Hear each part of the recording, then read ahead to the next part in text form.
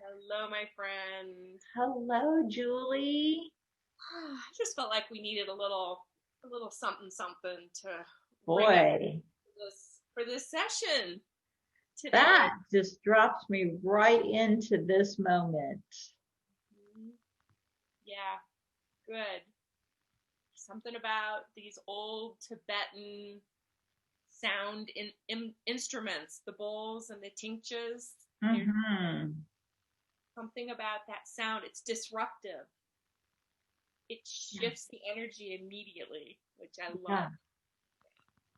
yeah, yeah. That's a nice way. We don't usually think of disruptive as being helpful. But yeah, that disrupts all this kind of chaos, Mhm. um, and brings in some balance. Which is interesting that you would choose the tinctures to bring us some balance because I've been feeling the need to find some steady balance this week. Things And going around. there's, yeah, this week going into next week, everybody's feeling this, right? Right. Yeah. Um, we're heading into, the word disruption seems to be just the right word for so much of the chaos that Right. we're experiencing, in the world and here in our own country in the US. And, it's necessary, and I keep trying to also find the balance. What's the balance of being in the world but not of the world? Right. Right.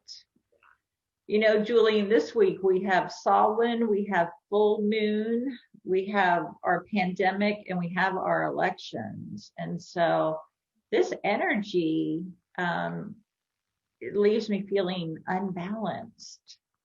So I've been kind of looking around saying, I need balance. I need to stand like a tree. And I went down the rabbit hole in thinking, I need to stand like a tree and not feel so alone in this forest. And I just started kind of checking out some of my favorite poets who write about trees and forests. And let me tell you, I was deep down that hole. And I found my way to a folk singer and a poet. And I was on her page reading some of her work, and I got to a name that I was familiar with by the name of Janis Ian. And I realized, oh, what I was looking for was here all along in Janis Ian and her Better Times project. All right. And So here I took the long way around to get to what was already waiting for me. the project name again, it's Better Times. It's the Better Times Project. The poem we're going to read is Better Times, Okay. or Better Times Will Come. So I'll tell you why I went down the rabbit hole and came back full circle was I've been feeling this energy as we're heading into the election. And when early registration opened on the 13th, our family was there first thing in the morning. Usually, when we go to vote, we're a quick in and quick out at our um, voting station, but we were not. We had a 2 hour line this time. And so I'm in line happily observing this long line, this 2 hours it took us to get in, and everybody's social distancing. So I was just kind of going through my phone saying, well, here's a good opportunity for me to catch up on some social media of people I haven't been able to follow. And so I was thinking, well, what's Janis Ian been up to? Well, she's been up to the Better Times Project.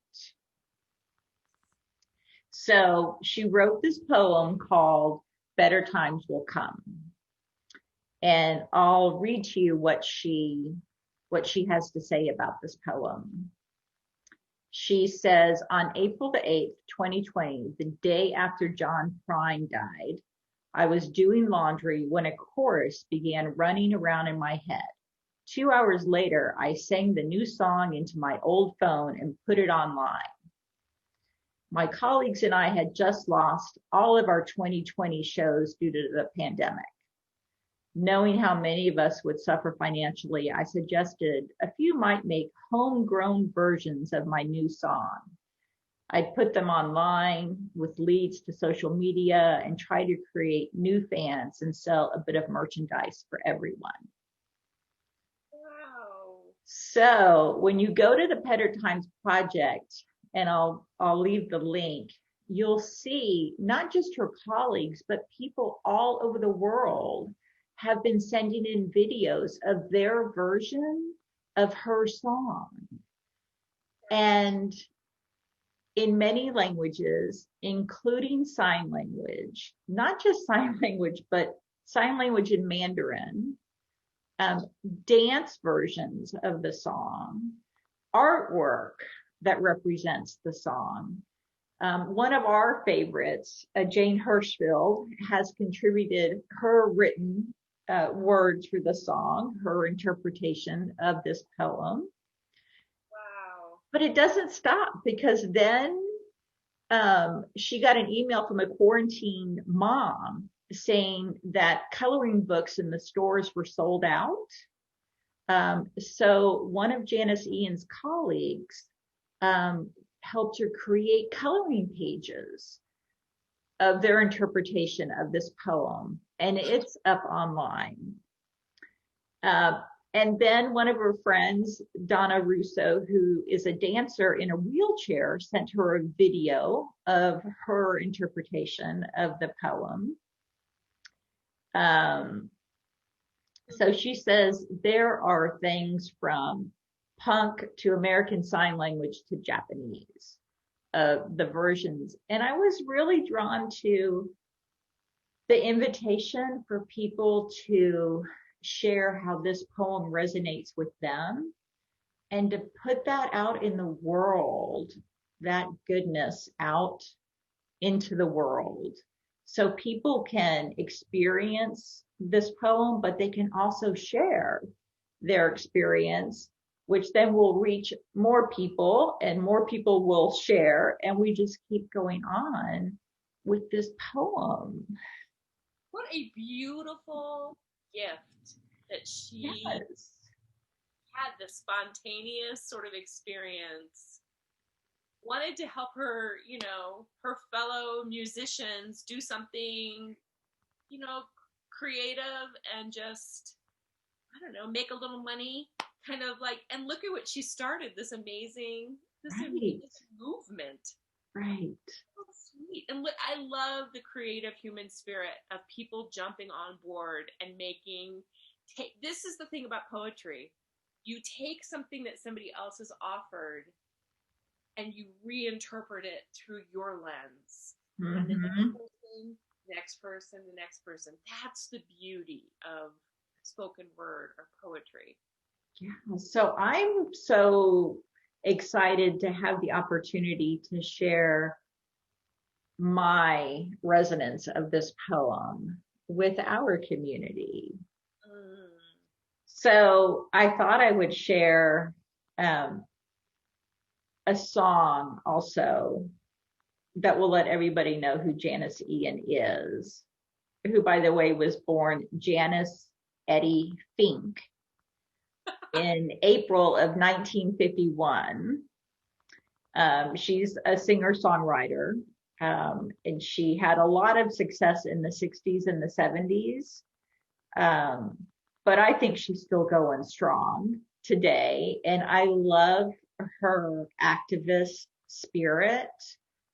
She's someone on social media that I don't mind tuning in, because she is always sharing something that resonates, that even though we're in the times that we're in, it feels like, oh, there's something I can do. Like I can say this poem, or I can, think of someone else that might be going through something. I can reach out to somebody. That her activism and her encouragement to keep moving forward. But here's the song that everybody will recognize. I'll just say the first line of the song. I don't think you need more than that, which was, I learned the truth at 17, that love was meant for beauty queens. Do you recognize that line? Yeah. Yes. Yeah. So this is who has put this lovely poem, Better Times Will Come. Can I ring you in before you recite it? Yeah, I'm going to get in my comfy, easy place. Centered and, okay. I'm going to strike the bell 3 times.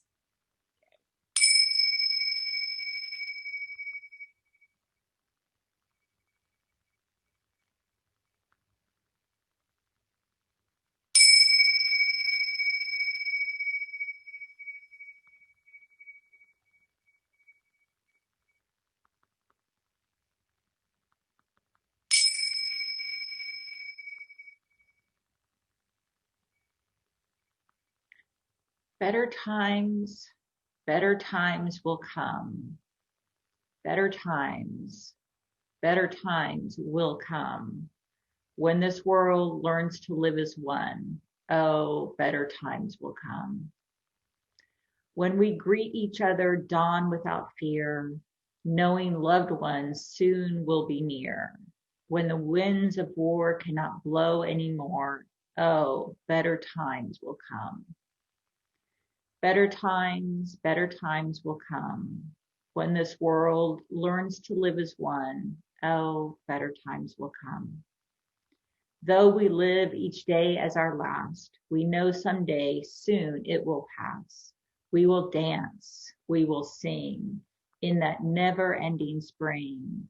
Oh, better times will come. Better times will come. Better times will come. When this world learns to live as one, oh, better times will come. Better times will come.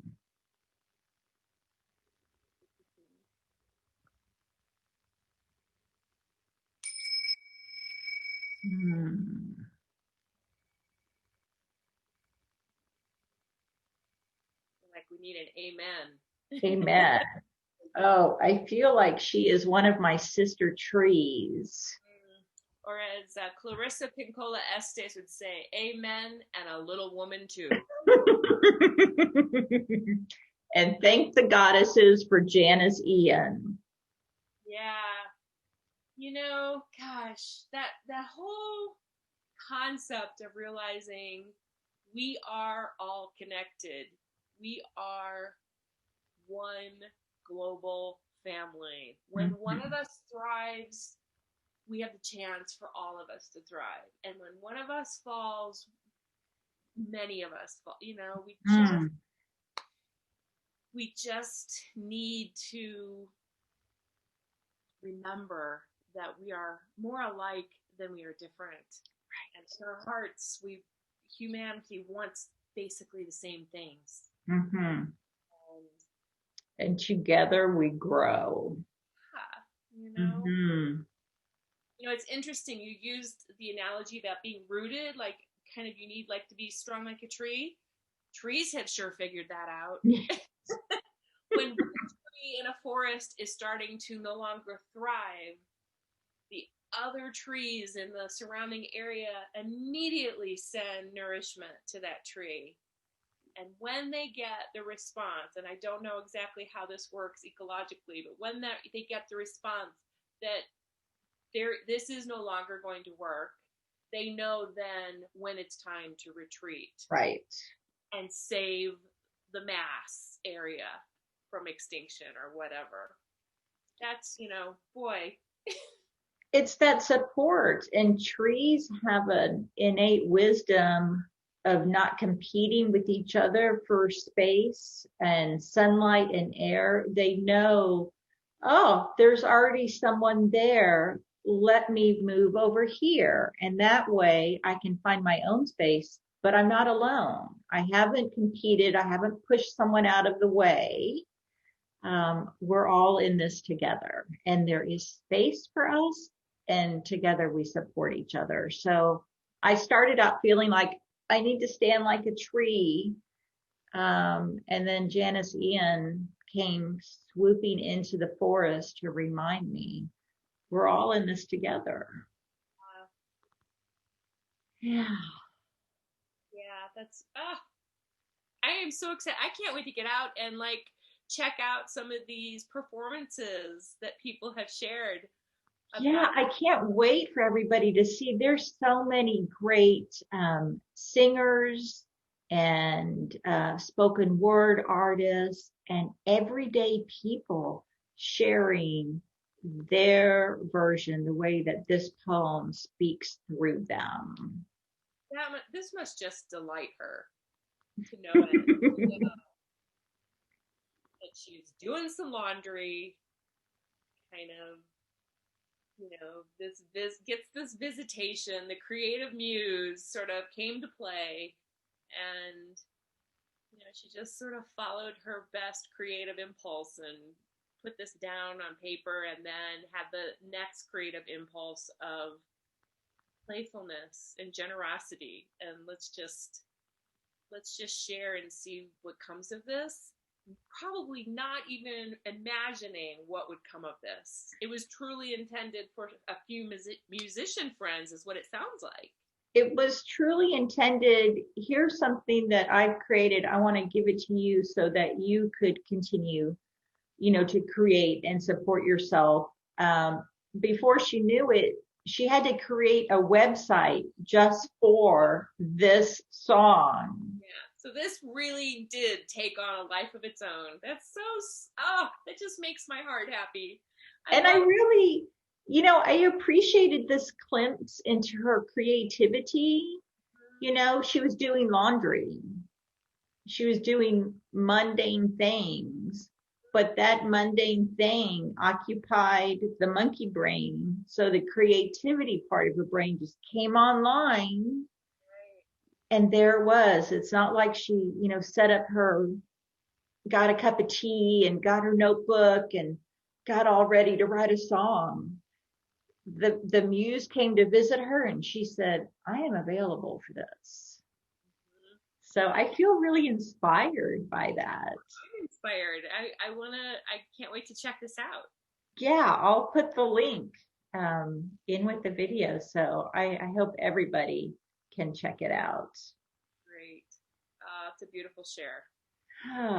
Wow. I love sharing it with you and sharing it with everybody. Good.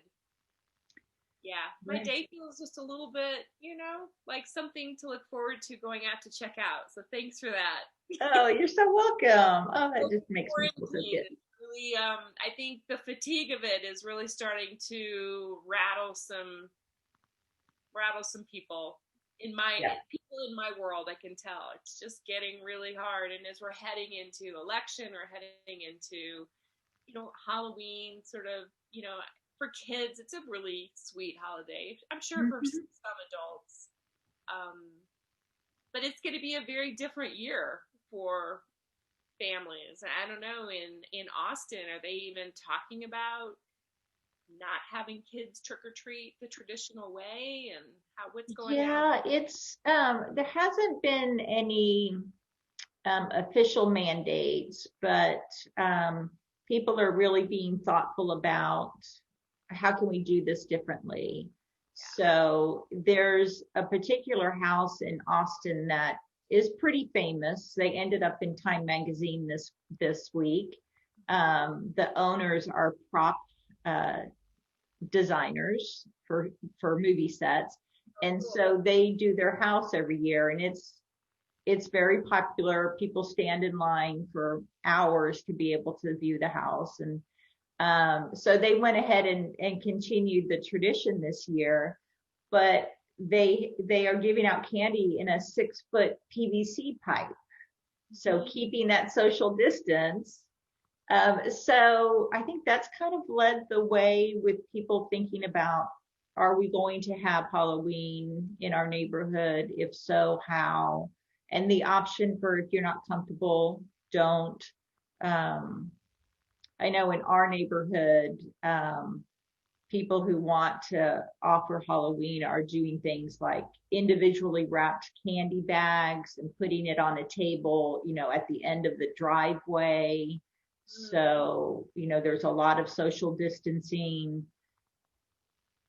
And a lot of people I know are staying home and they're doing scavenger hunts at home. I know people who have bubbles with other families that they've been in a bubble with for a while. So multiple families can get together under that way. It's going to be fun to see that again, that creative spirit that comes out. Mm-hmm.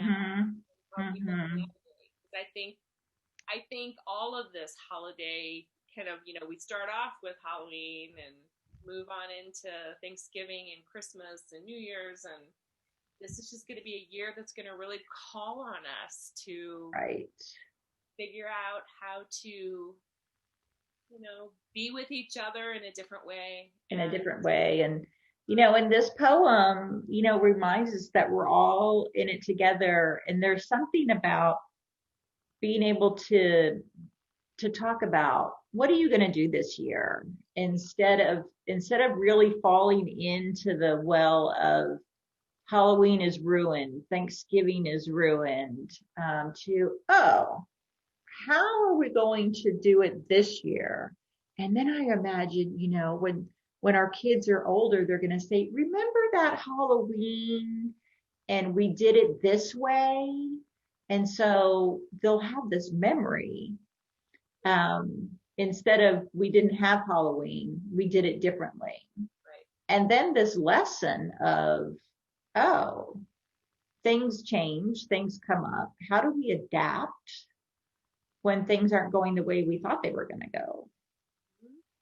And better times are coming. And better times will come. Until while we're holding on for the better time, what do we do with the time that we're in? Let's create a good time.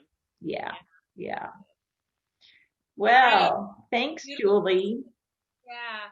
Thank you. It was fun. All Yeah. right. I'll see you next time. All Happy right. Halloween. Happy Halloween. Bye. Bye.